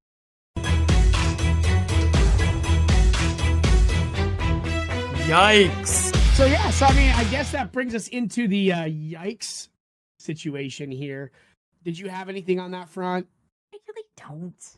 I mean, yes, the Morgan thing was uncomfortable, but Harry he's like, no, dude, no, dude. But that was kind of like Harry was our agent in that scene with yikesiness. Yeah, no, I really didn't feel it was. Yeah, I mean, we've seen so much worse. Exactly, I guess. Tips of the breast just not be a yikes thematically, but a yikes literally. Because dear God. I told you the first time that phrasing came up that you were going to get, it was going to be a thing. Oh my God. It really is. It's so awful. Some other ones that aren't as bad that come up, weird turns of phrases that come up all the time. But that one is definitely the like, what why? My biggest issue is like, just why? But yeah. Why? It's just odd. And the other thing that these chapters led me to think about is I need a visual representation of Tutu. Just the description was so fantastic. I was like, AI. I bet we'll have there is on the some Patreon subscribers. When you join up, you get a fan cast. Yes, yes, I know. So there is a fan cast for Tutu, and I think it would be perfect. I'm right on board with you on the website, on the Patreon page. But also, I think we probably have I'm gonna see if there's a Lego Toot for this week. If there is one, then we'll definitely. That's spectacular. Courtesy of Lego Joe, the man, the myth, who makes our podcast. That needs to go on the Facebook page. And yeah, I mean, I guess in that case, then we head on to quotes of the week. If you have any, you probably did it this week. Maybe 1 or 2. Actually, I only have 2. Wait, no. Uh-oh. Nope, just kidding. Okay. 2 in the last 2 chapters. So this is when they're in the Never Never, where the bad guys will see us and send someone else to kill us. No, no wonder I'm the apprentice, because I'm so ignorant that I can't see why that isn't a silly idea. When Harry said they're going back to his house. Oh, don't worry, it was a silly idea. I make it a personal policy not to turn on clients or piss people off who are into murder. I really hope we see Vince again. I really like it. This woman was evidently used to being taken very seriously. I debated several answers and decided to start things off by annoying her. I know. Me. Shocking, right? I would ask what the hell happened, I said to the room at large, except that the only one with any sense who witnessed it can't actually talk. I eyed the dog and said, "This had better be good." Morgan, I said, ease off the psychothrottle a little and put the sword down. You're in America now, I said. Our idea of diplomacy is showing up with a gun in one hand and a sandwich in the other. Anastasia's mouth curved up at one corner. You brought a sandwich? And then, suppose I tell you to fuck off. I appreciate that immensely. Oh, goodness gracious. A lot of good shit in this chunk. I read a couple of these, but shall I slay him for you, my lord? I don't think that's going to be that level just yet. I like the smile. Maybe I didn't look like a beaten up bum. Maybe on me, I just looked ruggedly determined. I'm sorry, sir, but the addiction counseling center is on 26. Yes, I love that. Sigh. Oh, as someone who says the word sigh all the time, that one also resonated.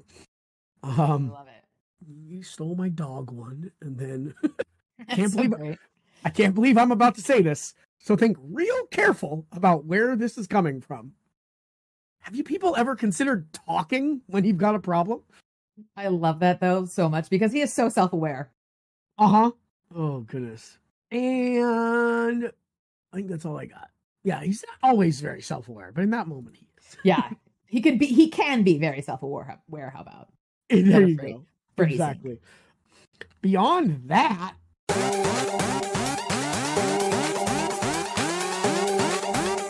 I think we need ourselves Crackpot Theory of the Week. Well, I've already broached that topic this week with the Ghost in Time.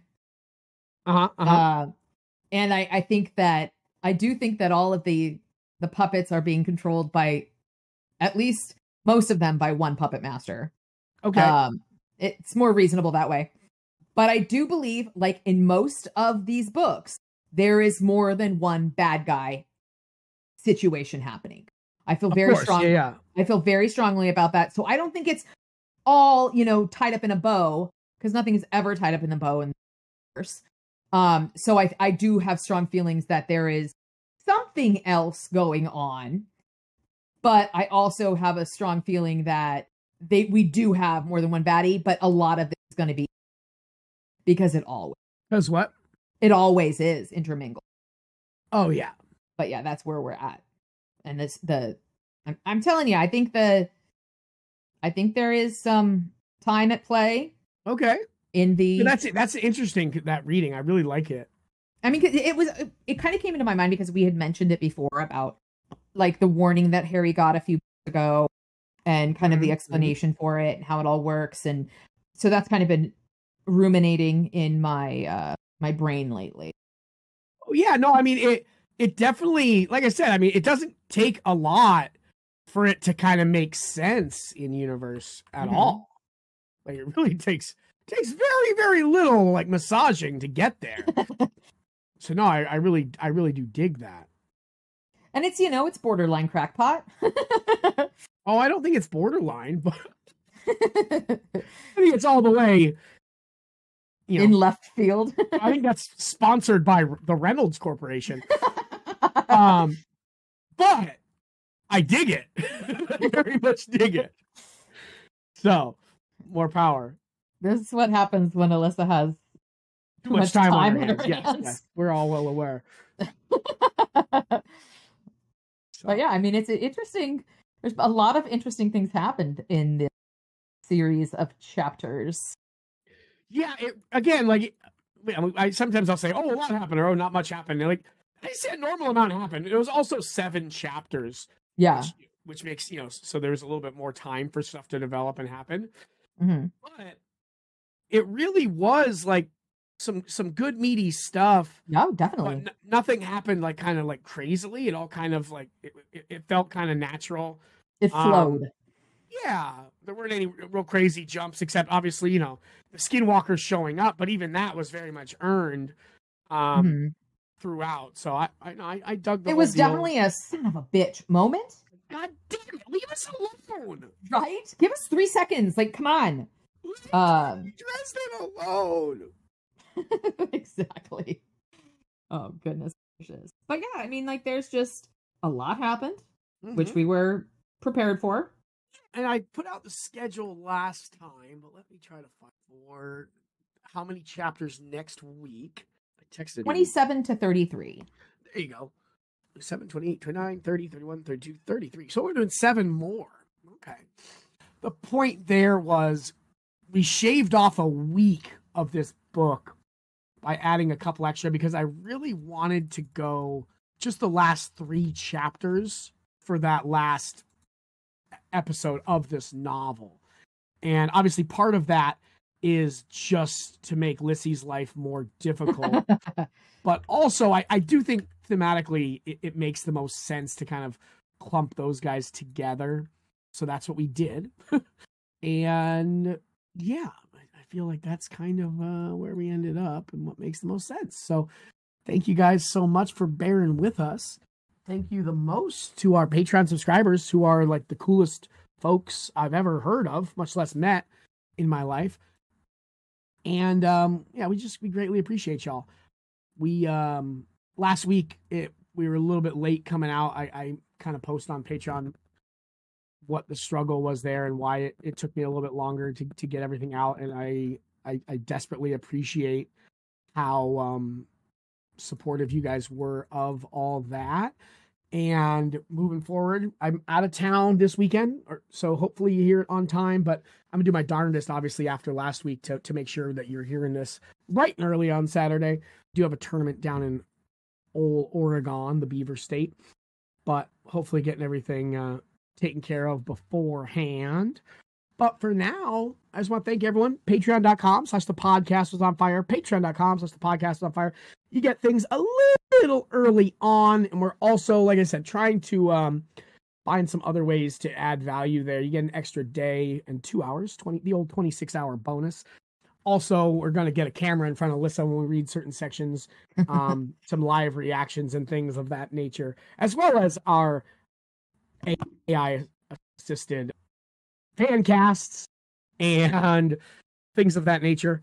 But we just appreciate the heck out of it. You can also be a free member over there. That's where you'll get the announcements if things are going to be delayed or if something's going on or if something cool happens.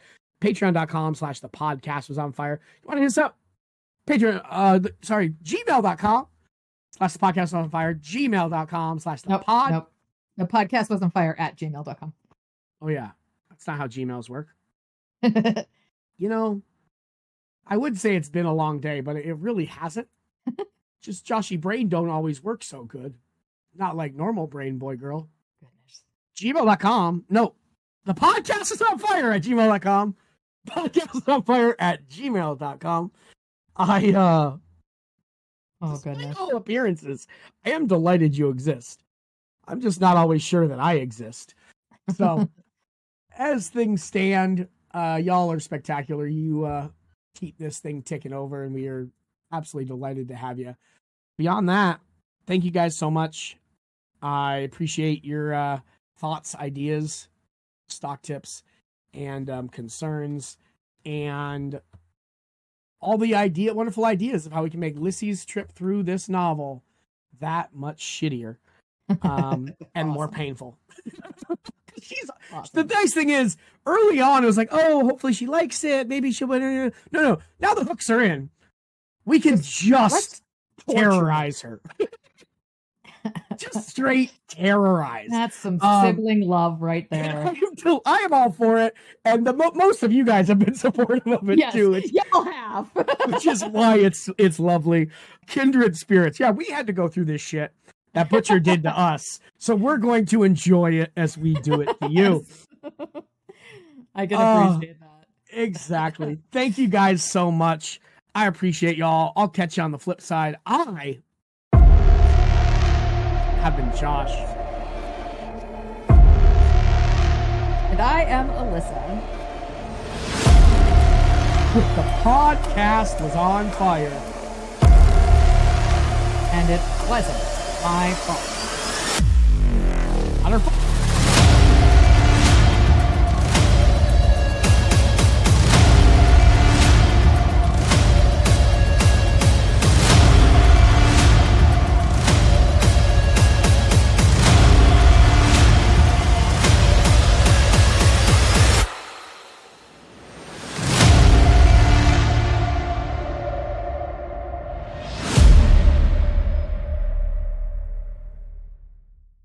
No, I'm going to watch Wynona Earp and go to bed. That's what I did last night too. I watched Wynona Earp and went to bed. It's one of those we haven't referenced a whole lot on this show, but Wynona Earp was is it Sci-Fi? Sci-Fi Channel, yeah. It was in the dying throes of the Sci-Fi network. It's a Canadian production, and it's incredible. Highly recommend. It really is. You have to get through the first couple episodes. The first couple episodes are a little rough. Well, they're like every show. They're kind of finding their footing, but by the end of the first season, you're just like, well, shit. It's fantastic. You notice this? Tim Rosen is spectacular. Oh yeah, it's just everyone in the cast is great. I love Dominique Provost, whatever. How she's not more famous is just all the Maybe things she's that Canadian famous. Well, and Melanie Scorfano, I think is her name. She's on Letterkenny. Okay.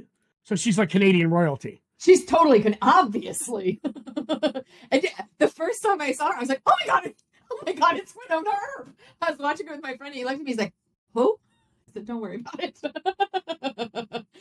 I was noticing like that show and like Firefly did the same thing where like they have this idea that they want this like rough-edged anti-hero kind of main character. Yeah. And then they just like realize that it's no fun to support a bad guy, so like they just make him snarky and they're good guys, you know what I mean? Or like they have a heart of gold that comes out really clearly. Yeah. It's interesting. And I'm not saying it's wrong. It's just funny that like they have this idea of like, I want the hero to be like kind of a bad guy, but like, no, that sucks. Let's just make him a hero. Yeah, yeah. But it's a kind of flawed hero. Of course. You know, perfect hero is boring, but like they want them to be like these like, you know, the idea of Firefly is like they're bad guys, but yeah, we love them. It turns out they're just mostly good guys. Like let's be real. Well, and it's funny because in Wynona Earp, it's like every single character is severely flawed other than Waverly. Mm-hmm. Everybody else has a bad guy side. She doesn't, because we love Waverly. Yeah, Waves is the best. Obviously. One of my favorite. Yeah. And it's just rewatching it for like the third time. It's just like, God, this show is so good. It really is. And I remember loving it, right? I watched it with you the first time through. This is going to have to go to, this is too long. This is going to have to go to Easter egg probably. But well, the Easter eggs are great. First time I watched it, we watched it through together. And so it was like stop, start, like whenever you were in town, we watched them. And I actually have watched, I don't think I've watched the final episode. I had watched the second half of the last season. Oh, I watched, I think, until the second to last episode. And it wasn't that I wasn't, it's not bad. Like Game of Thrones was kind of bad, so I stopped. But it's just weird. Either way. Okay. No. The show isn't. It's a weird thing that I do, that I just watch until the last episode of a show and just not watch it. Maybe it's like I don't want it to be done. I was just going to say, you don't want it to be over. I may or may not have psycho-emotional problems. Don't we all? But it's funny too, because we both do where we will rewatch shows over and over and over. And instead of watching a new one, yeah. That's how I know when my anxiety is kicking up, when I can't watch a new show. You don't have it, yeah. Well, yes, I remember loving it, and I remember like the special effects being worse than they are. Yeah. Like they're fine. They're good enough. But I remember liking it, but I honestly I didn't remember liking it this much. Same. Right? And I wonder if that's just, I don't know. I don't actually know why that would be, but I really am. Maybe I do remember last time we watched it, I was just like obsessed. Like every time Waverly came on screen, it's like, how is this person not in every movie ever? How can you not love her? And the wonderful character, but she's just like so obscenely gorgeous. And like, yes, everyone on TV is, but it's like, how is this person not more famous? She's probably too nice and too Canadian, and her agent is like her uncle because he's nice and Canadian. I have a whole fan fiction about background story. Shane or whatever the fuck her name is. Either way, it's really fucking good. I'm like really into it, and like I'm wondering, does it like take a turn for the worse? Like, why do I not remember it as this good? No, I was thinking the same thing, and I was texting you last night or the night before about how it's the seeds of different storylines show up really early, but if you don't know the storyline, you don't notice them. Yeah. And it's just so great. It's really well crafted. Mm-hmm. And I'm a huge fan. So that really should be our next podcast. I was just gonna say. Although we got that one and A Court of Thorn and Roses. We're really good for like the next 10 years on pods. We need to get a third. It's going to be modern, new material. It's all going to be old shit. We need to get a third person who hasn't seen it, though. That's true. I do like that style. What was I looking for? So my friend Sam and I, we both obsess over Taylor Swift. And I was like, okay, I need you to read A Court of Thorn and Roses so I can rant and rave to somebody about this. Like, none of my friends have read it. So I can't rant and rave to anybody about it. That's why I need you to read it. What's it about? It's basically it's a fairy political drama. Okay. I mean, it falls into the apparently it's a young adult series, but it's not young adult. There's a little bit too much raciness in it.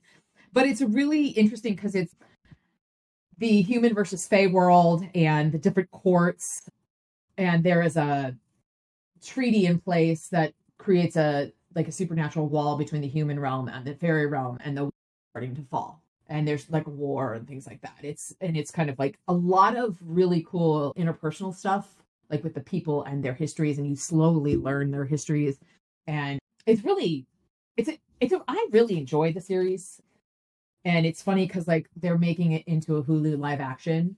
And I saw this on Book Talk about how I can't wait until they have the Hulu live action of A Court of Thorn and Roses. And it ends after the first season, and there's all of these little babies called Tamlin, because everybody's opinion of that character changes in book 2. Like all the Khaleesi's. Exactly. But yeah, no, it's I'm really excited that they actually, because they've been in pre-production Hulu show forever. But yeah, it's high fantasy, which is generally not my jam. But it was recommended in one of my book groups on Facebook. And I was like, all right, I'll give it a read, or I'll give it a listen on audiobook, because this is when I was driving a ton in San Bernardino. And I devoured it. I think I'm on my 4th go round. And these are not short books. Like, they're 26-hour audiobooks. Jesus Christ. How many are there? And is it done? I believe it's done. Let me Google that real quick. Because I think the last one, not quite. The first 4 books follow the story of Feyre, and then the last book is her sister, and apparently there's going to be a 6th book. So there's allegedly going to be one more book, but Sarah J. Maas has a couple of series. So yeah. What was that? Last thing you said about series? Oh, she's got a couple of series. She's got this one, and then the Crescent City series. I know nothing about that. Oh, Hulu has officially canceled the television adaptation of A Court of Thorn and Roses. That's sad. Why is that? Fuck them. Bastards. And now it seems it wasn't the right fit for Hulu. That's a bummer. Yeah, I mean, I feel like it's an HBO type thing. Yeah, but I mean, it would have to be on a streaming service or something like that, or like HBO, because there would have to be so many effects and things like that, like titties. All of the and titties. That too. Hulu does titties though, don't they? I don't know. Not enough. But yeah, I really just like that series a lot. But it would need to be a television series. They couldn't just do movies of it because they're just too long. But yeah, what are we doing again? Oh yeah, we're here to do a whole other series. Court of Thorn and Wynona Earp podcast. Apparently.